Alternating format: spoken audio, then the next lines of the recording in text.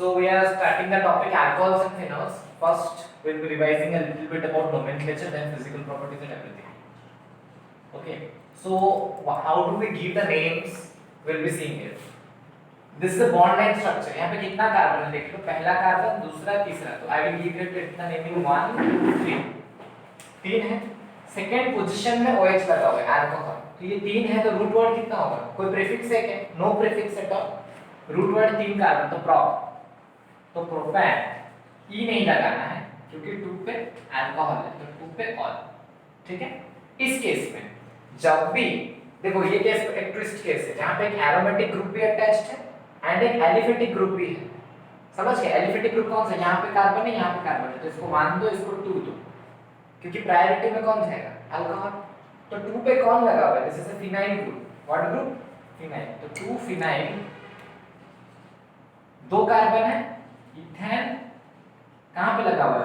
1 पे OH, तो 1 all. समझ में?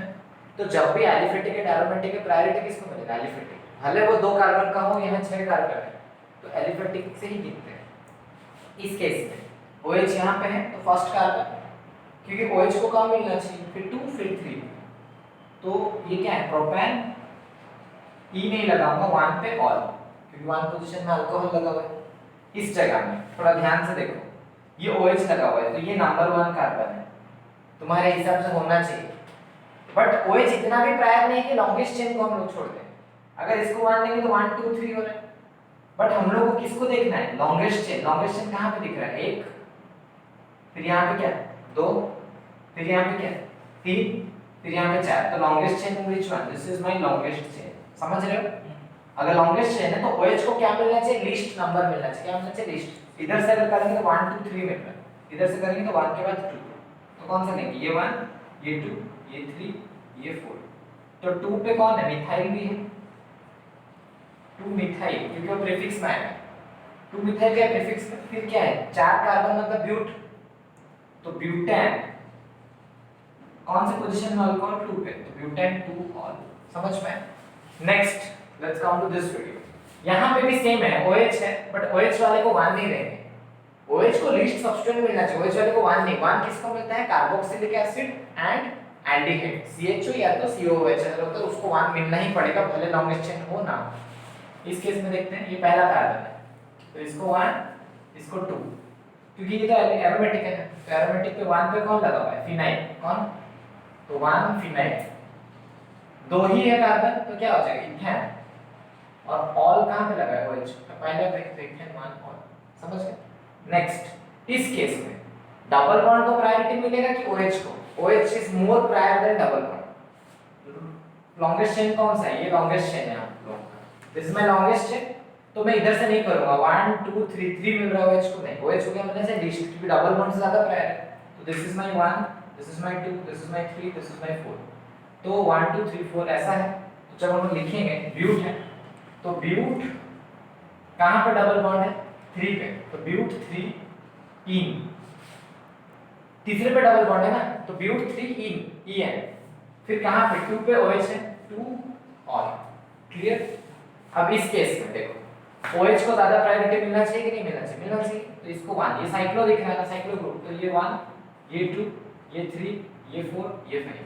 3 पे भी देखो CH3 है, 4 पे भी CH3 है, 5 पे भी CH3. तो क्या हो जाएगा? 3, 4, 5 ट्राइमिथाइल. ट्राइमिथाइल. फिर क्या है? साइक्लोपेंटेन है, तो साइक्लोपेंटेन. TANE नहीं लिखूंगा क्योंकि 1 पे भी और 2 पे भी दोनों जगह में क्या लगा है? OH.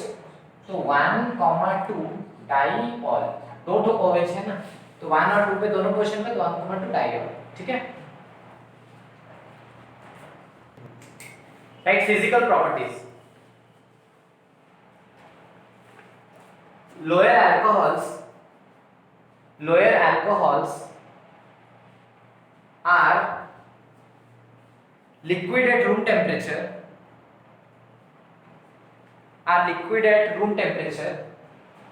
whereas higher alcohols are solids.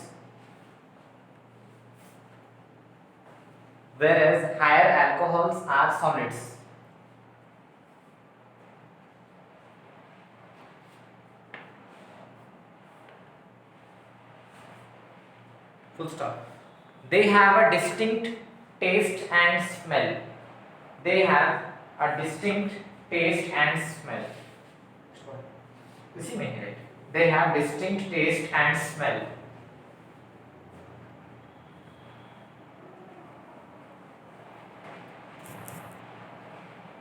Next write boiling point.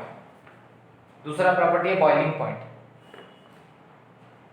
Right. intermolecular hydrogen bonding, intermolecular hydrogen bonding is present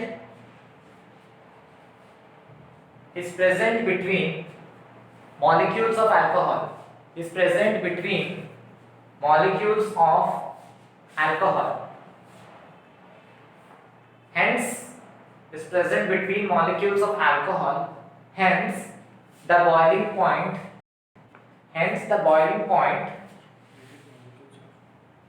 Molecules of alcohol.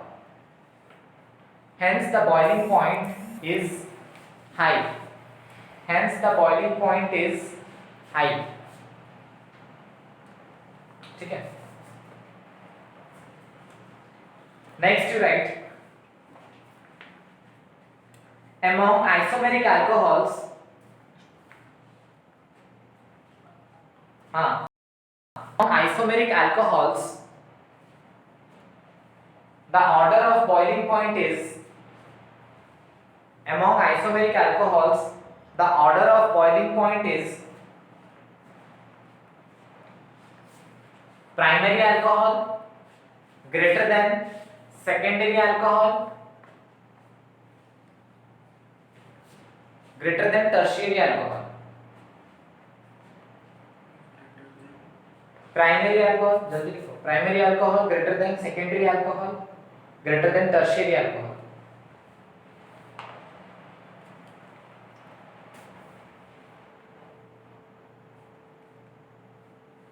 ठीक है. Next to write the larger the alkyl group,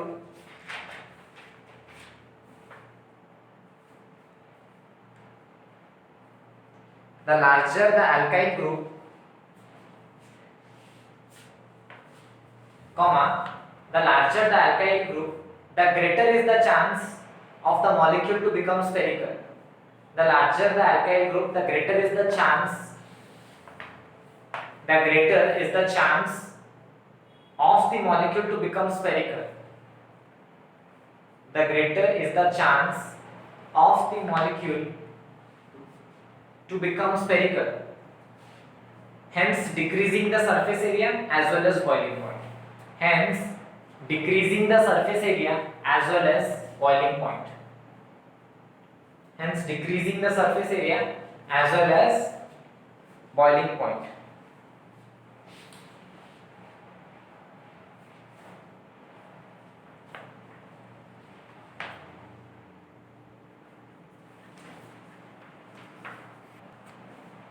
So we are taking a question. This is the question. It is asking arrange in increasing order of boiling point. सबसे ज़्यादा boiling point किसका होगा? देखो ये क्या है? Normal alcohol. ये कितना है? 1 डिग्री. ये कितना है? 2 डिग्री. इसके साथ 2 कार्बन आता है और ये 3 डिग्री. तो कौन सा ज़्यादा spherical होगा? Obviously एक बात हमें पता है. We know one fact. Molecular mass increases, boiling point increases. But यहाँ पे एक और चीज़ भी है. 3 डिग्री alcohol है ये spherical हो जाएगा. This will become what? Spherical. Larger the alkyl group, more is the chance to become spherical. ज़्यादा branching होने से. ये याद रखो. Higher branching, जितना ज़्यादा higher branching होता है, ठीक है ना? तो उससे क्या होता है तुम्हारा? Surface area decreases. जितना ज़्यादा branch हुआ है, spherical nature बढ़ जाता है. Spherical बढ़ जाता है. तो force of attraction क्या हो जाता है? Decreases. Force of attraction decreases. तो तुम्हारा surface area decreases. Surface area घट जाता है. जैसे spherical हो गया. Sphere हमेशा क्यों बनता है? सोचो कोई drop of water. Sphere क्यों बनता है? To decrease the surface area ताकि surface tension क्या हो घटे. तो यहाँ पे surface area घट गया. Surface area घटते ही तुम्हारा boiling point क्या होगा? Decreases. Boiling point decreases. तो सबसे कम किसका होगा? Lowest. इसका उससे ज़्यादा, इसका उससे ज़्यादा. तो it will be like this. समझ गए? तो लोएस्ट बॉइलिंग पॉइंट होगा उसका, ठीक है। Next right solubility, right? The solubility of any alcohol in water depends on the solubility of any alcohol in water depends on the extent to which depends upon the extent to which depends upon the extent to which the alcohol molecule forms hydrogen bond with water. The alcohol molecule forms hydrogen bond with water. Alcohol molecules forms hydrogen bond with water.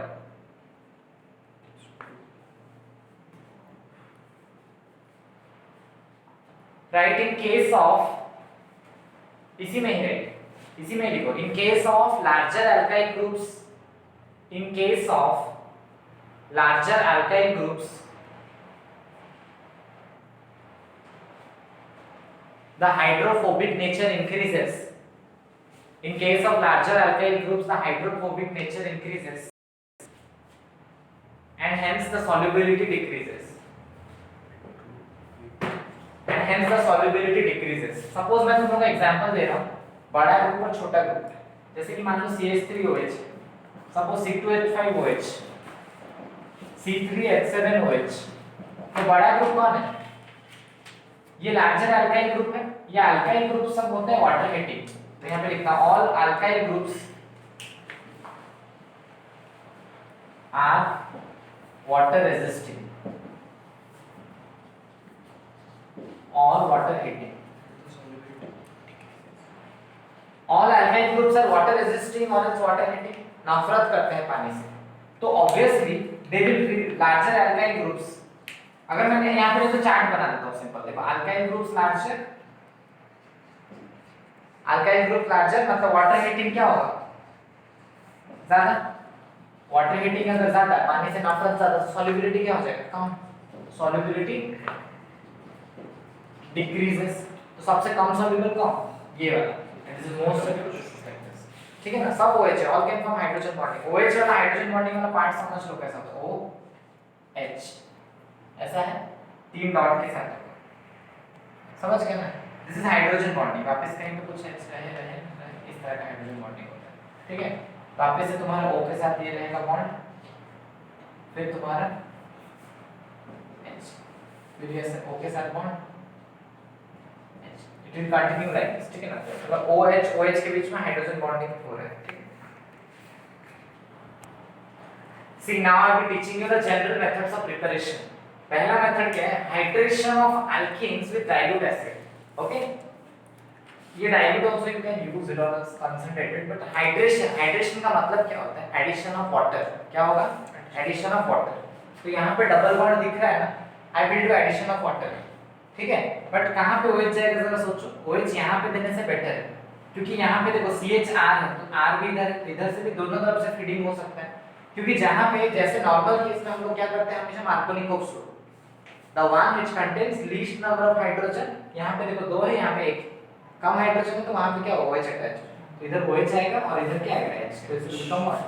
CH3 bond CH के साथ कौन है? OH और इधर क्या होगा? R। Clear? तो ये क्या फॉलो किया? मार्कोनिक ऑफ रूल, क्या? मार्कोनिक ऑफ रूल, ठीक है ना। अब यहाँ पे मर्क्यूरिक ऑक्सी एसीटेट अगर जब दे रहे हैं, ये याद रखो चारों चीज, ये बहुत इंपॉर्टेंट है। This process is oxymercuration demercuration. तो ऑक्सी एसीटेट जब दे रहे हैं presence of mercury THF H2O and sodium borohydride, ये जब देते हैं यहाँ पे भी मार्कोनिक ऑफ रूल फॉलो होता है। जरा देखो तो ये बीच वाले कार्बन में कितना हाइड्रोजन होगा? 1, क्योंकि इधर 1 बॉन्ड इधर 2 बॉन्ड, तो कितना हाइड्रोजन है? 1। यहाँ पे 2 है, तो ऑब्वियसली जब बॉन्ड टूटेगा यहाँ 1 हाइड्रोजन, जहाँ पे लीस्ट हाइड्रोजन है वहाँ पे क्या जाएगा? OH, तो यहाँ पे OH जाएगा और यहाँ पे क्या आएगा? H। क्लियर? तो ये किस तरह का प्रोडक्ट फॉर्म होगा? CH3 ऐसा है, फिर ऐसा, ये CH3 हो जाएगा और यहाँ से क्या आ जाएगा? OH। अंडरस्टूड? क्या फॉलो किया? Markovnikov rule. ठीक, सेम इधर भी इस तरह का स्ट्रक्चर है। इस कार्बन के पास कितना हाइड्रोजन? एक। समझ रहे हो आदित्य? एक बॉन्ड, दो बॉन्ड, तीन बॉन्ड, तो चौथा वाला क्या है? हाइड्रोजन। यहाँ पे दो है, यहाँ पे एक है। किस तरफ OH लगेगा? इस तरफ। हाँ, तो इधर तोड़ेंगे तो यहाँ पे OH और यहाँ H। ये चार को तुम्हें याद रखना पड़ेगा ऑक्सीमर्क्यूरिफिकेशन डिमर्क्यूरिफिकेशन के लिए।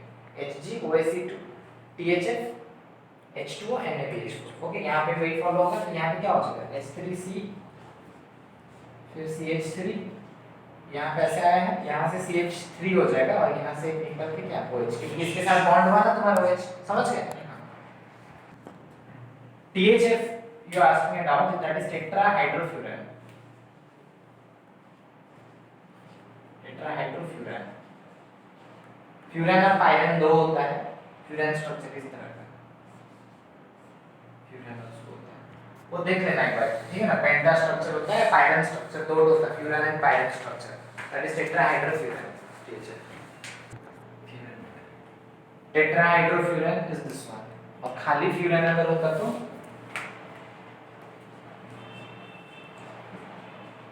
इस तरह का furan, and this is tetrahydrofuran। ठीक है? See, I have given now three more questions.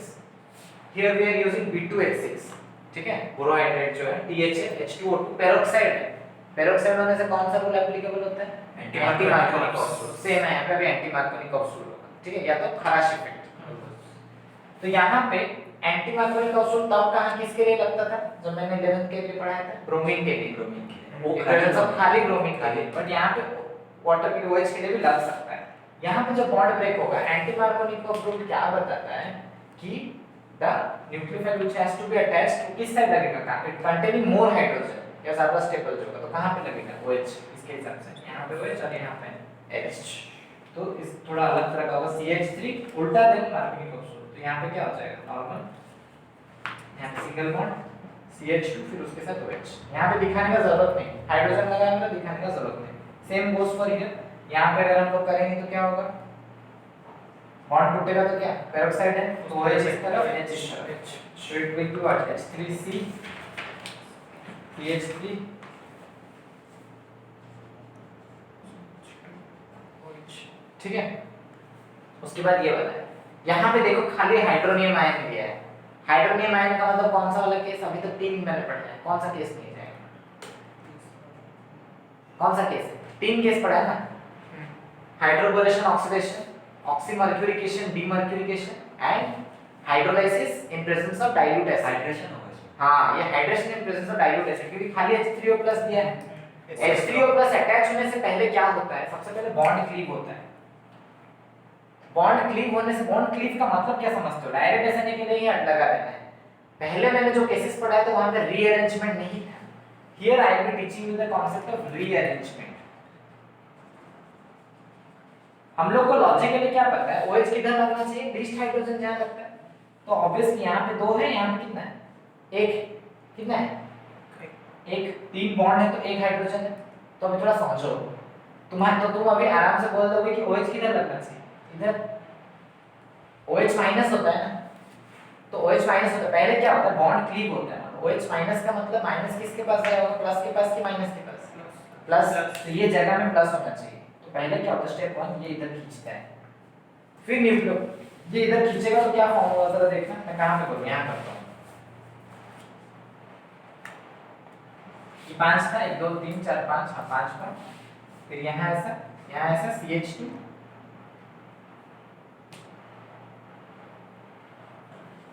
और यहाँ पे क्या? प्लस, और यहाँ पे माइनस। ऑब्वियसली हाइड्रोनियम आयन से हाइड्रोजन इधर आ जाएगा, हाइड्रोनियम आयन से हाइड्रोजन इधर आ जाएगा, तो ये क्या हो जाएगा? CH3। और वहां पे क्या रह जाएगा? प्लस है। हाँ, मैंने तुम्हें 3 तरह का शिफ्ट पढ़ाया है। I have taught 3 kind of shifts: hydride shift, methyl shift, phenyl shift. Hydride, methyl and phenyl. तो जरा देखते हैं हाइड्राइड, मिथाइल एंड फिनाइल किस तरह का। बट यहाँ पे एक और रीअरेंजमेंट होता है जब भी इस तरह का स्ट्रक्चर होता है। ये पेंटागन स्ट्रक्चर है और यहाँ पे प्लस है, बट उसको सेटिस्फाई करने के लिए ये बॉन्ड इधर शिफ्ट हो जाता है। तो it will form which kind of structure? Hexagonal. क्या हो जाएगा? whenever there is any cyclic structure and a positive bond aside, उसको वो accommodate कर देता है अपने स्ट्रक्चर में। जैसे पेंटागन है, pentagon will become what hexagon, hexagon बन जाएगा। तो ये वाला पॉइंट उसके पास अप्रोच क्या है, तो ये बॉन्ड जब अंदर घुस रहा है, समझो 5 बॉन्ड था, 1 2 3 4 5, इनके बीच में ये बॉन्ड घुसा है, तो हेक्सागोनल बॉन्ड किधर आया, इधर आया है, तो ये प्लस किधर आ जाएगा, इधर। ये प्लस अगर इधर शिफ्ट हुआ है तो ये CH3 किधर आ जाएगा, इस जगह में, तो CH3 कहां पर अटैच हो जाएगा। एलिवेटिंग में किस तरह का बॉन्ड आया है, जैसे कि इस चीज को हमें एकोमोडेट कराना है, इस चीज को मुझे क्या कराना है, एकोमोडेट कराना है। तो एकोमोडेट कराना है, एक एंड पे अगर प्लस आएगा तो CH3 कहां जाएगा, दूसरे एंड पे जाके अटैच होगा। गेटिंग में। अभी देखो यहाँ पे प्लस है और ये कितना डिग्री है, कितना डिग्री, 2 डिग्री। अरे बाबू इधर है बॉन्ड, कितना डिग्री, 2 डिग्री। और यहाँ पे भी हाइड्रोजन है, यहाँ पे देखो कितना है, कितना degree, 1 degree, 2 degree, 3 degree, 3 degree. ये 2 डिग्री, वो 3 डिग्री। प्लस हमेशा कहाँ जाना चाहिए, 3 डिग्री। 3 डिग्री होने से तीनों तरफ से डोनेशन, तीनों तरफ से डोनेशन होने से वो ज्यादा स्टेबल। ये प्लस अभी 2 डिग्री में स्टेबल हो रहा है, तो यहाँ पे ऑलरेडी 3 बॉन्ड है, मतलब एक और बॉन्ड क्या होगा, हाइड्रोजन। 3 बॉन्ड ऑलरेडी है, तो एक और कौन होगा, हाइड्रोजन। तो अभी कौन सा शिफ्ट होगा, हाइड्राइड शिफ्ट। तो यहाँ पे अभी क्या हो जाएगा, हाइड्राइड शिफ्ट। हाइड्राइड शिफ्ट होते ही हाइड्रोजन इधर प्लस उधर, तो ये किस तरह का हो जाएगा, हाइड्रोजन इधर आ गया, मतलब दिखाने का जरूरत नहीं है, बट प्लस उधर गया है CH3 और प्लस साइन इधर, प्लस इधर है, मतलब अभी जो OH माइनस यहाँ से बच्चा होगा वो कहाँ पे जाएगा, अप्रोच करेगा, यहाँ का जो OH माइनस होगा वो कहाँ जाएगा, तो इट विल अप्रोच हियर। तो फाइनल स्ट्रक्चर तुम्हारा क्या आ जाएगा, यहाँ से CH3 है, OH भी है, तो this is my final product. क्या है ये, फाइनल प्रोडक्ट। समझे, इतना ट्विस्ट का सोच पाओगे, पहले देखो क्लीव कराना है, तुम देख के समझ गए, जहां प्लस आना चाहिए प्लस आया, तुरंत देखो कि कोई भी साइक्लिक स्ट्रक्चर के बगल में प्लस है, मतलब it will accommodate the bond. अगर प्लस इधर आएगा, जो बचा है वो ऑपोजिट में जाएगा, गया प्लस इधर आया तो CH3 उस जगह अटैच है, वहां पे यहाँ पे 2 डिग्री है, वहां 3 डिग्री है, तो ऑब्वियसली हाइड्रेट शिफ्ट होगा, हाइड्रोजन वहां से इधर है, प्लस उधर गया। तो फिर जाने के बाद फाइनल सबसे स्टेबल पोजीशन में प्लस रीअरेंज होने के बाद फिर कौन, न्यूक्लियोफाइल विल अप्रोच, तो OH वहां जाके अप्रोच किया, समझ गए, तो जाके अप्रोच किया, दिस इज द